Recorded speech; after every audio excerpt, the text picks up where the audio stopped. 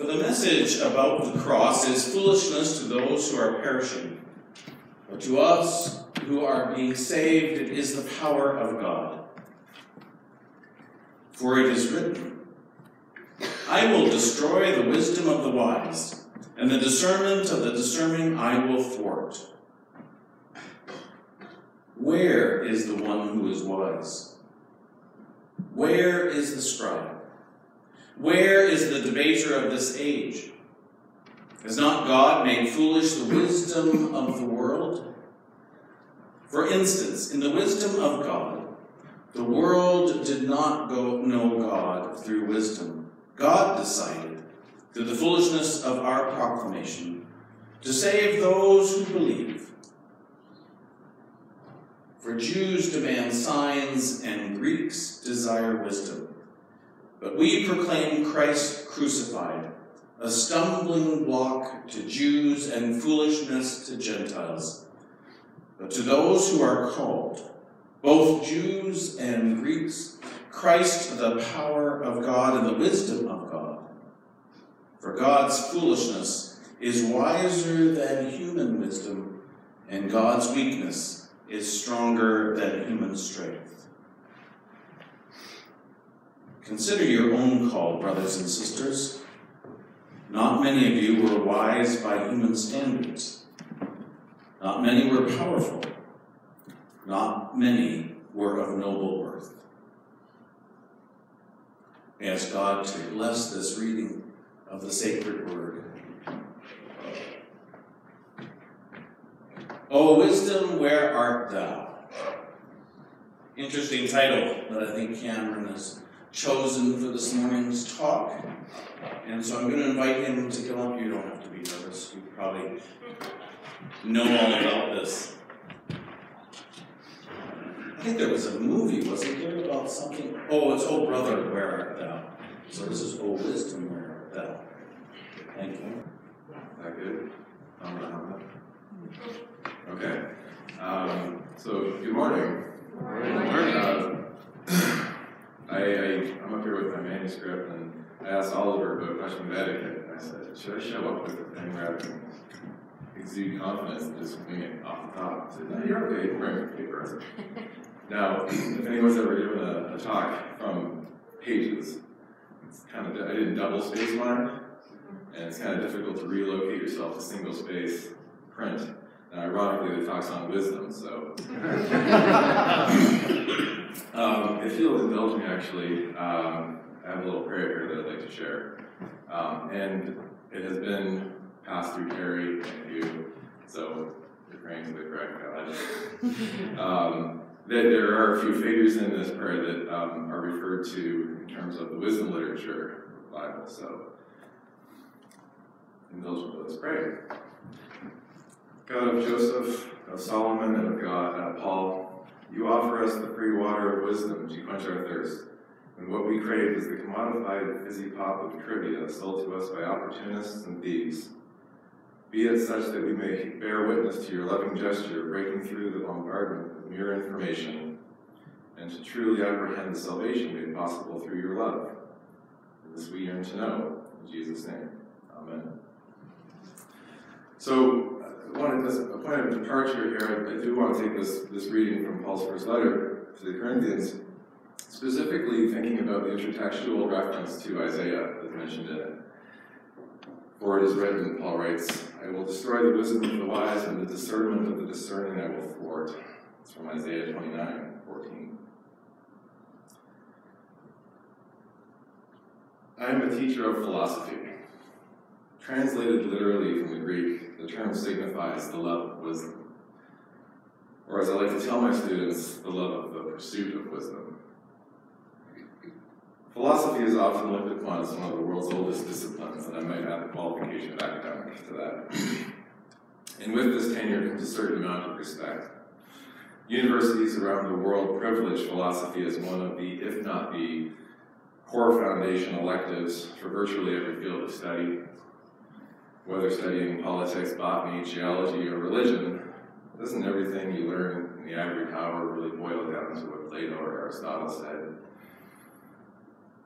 Periodically, a student will either put up their hand humbly in class or approach me after class in the hallways and ask me, "Sir, what is wisdom?" I have my standard grab bag, ready-made responses. It typically takes the shape of something relating to Socrates, Plato's great teacher and arguably the first philosopher in the Western tradition. In Plato's Apology, we learn that Socrates and Chaerephon, his friend, visit the oracle at Delphi, and so as the story goes, Chaerephon asks if anyone is wiser than Socrates, and the oracle says no, and Socrates can't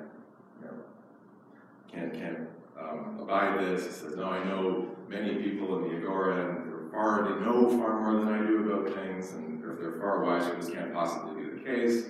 And so Socrates then goes on, and he talks and converses and cross-examines all these specialists, where it's then revealed that these specialists have incomplete knowledge, or they have contradictory knowledge, or they in fact know nothing. They pull the wool over everyone's eyes, and so, but still Socrates still doesn't think he's the wisest person in Greece, right? So the ironic part is, though, he is. That's part of this folklore, this story, whatever. This Socratic interpretation or view of wisdom is sometimes called the humility theory of wisdom. That is, Socrates or someone is wise if and only if he or she believes they are not wise. Another iteration writes, Socrates or someone is wise if and only if they believe that they know nothing. There are other views of wisdom, pretentiously labeled the epistemic accuracy theory, which places greater emphasis on actually knowing things as true, or at least being highly justified in one's reasons for believing something. Other interpretations are called the extensive factual knowledge theory, which places greater emphasis on the breadth of things. You know a lot of stuff, and this would come in really handy for things like Jeopardy. And yet Paul doesn't seem all that impressed with this wisdom, and the Greeks' love for it.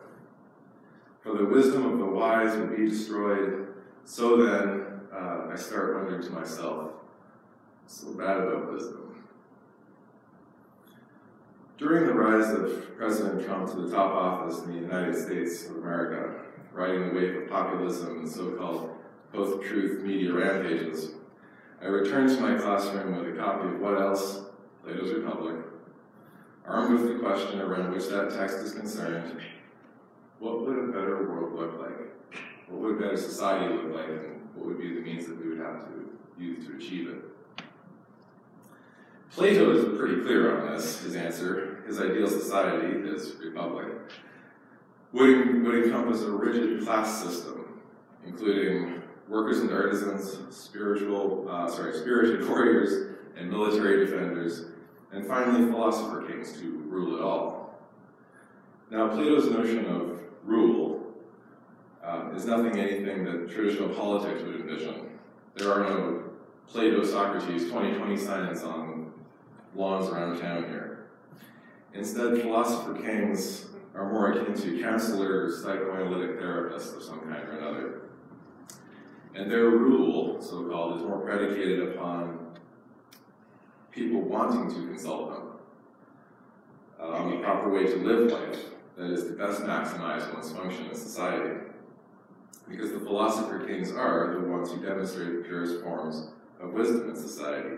They are not your working hands, they're not your first responders. No, they are your fingers.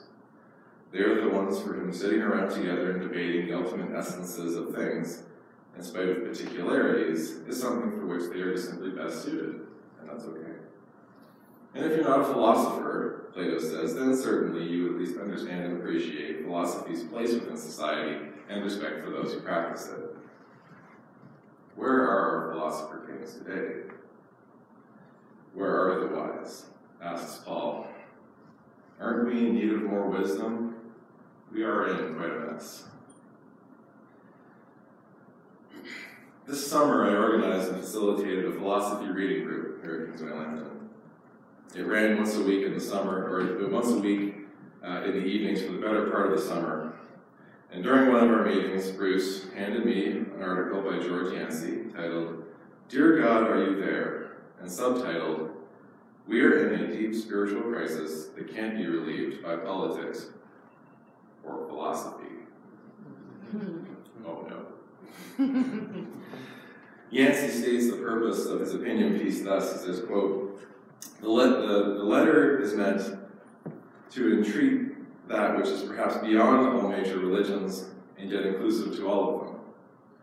That you, capital Y, you God, that you exist and that the strength of love, yes, Christian agape, is possible and liberating in a world filled with so much existential, social, and political catastrophe, where anguished parents cry long into the night because their children have been taken too soon by mass acts of violence, end quote. Later, Yancey reflects upon his role as a philosopher in terms of his passionate plea for God's love to become enacted in a more radical way than he currently feels it is being made manifest, given our level of desperation. Quote, as a philosopher, I realize that I'm supposed to be philosophical, objective, calm under pressure. But as you, capital Y, as you already know, I'm not that kind of philosopher. I weep too much. I feel too deeply. I am impatient when it comes to human suffering, especially forms of suffering that I have helped create. My anger and my frustration overflow. The existential devastations that I witness are too great to remain philosophically poised. Thanks, Bruce. So along with Yancey and the rest of the philosophical funky bunch, I'm left scratching my head. What is wisdom? Is wisdom what we need today? Do we need more philosopher kings, or do we need something else? And if so, and this is perhaps one of the questions that we might want to think about, aside from the ones that are in the order of service, if so, what then becomes of wisdom and our relationship to it? Recently, I've been taken by Old Testament discourse on wisdom, some of the greatest so-called wisdom literature of our Bible. Quote, O Lord, how manifold are your works. In wisdom you made them all. The earth is full of your creatures. That's from Psalm 104. Or how about this from Proverbs? For the Lord gives wisdom. From his mouth comes knowledge and understanding. He stores up sound wisdom for the upright. He is a shield to those who walk blamelessly. And aren't we also told, happy are those who find wisdom and those who get understanding? For her income is better than silver and her revenue better than gold. Her ways are the ways of pleasantness and all her paths are peace. She is a tree of life to those who lay hold to her. Those who hold her fast are called happy. Can anyone here help me with wisdom? O wisdom, where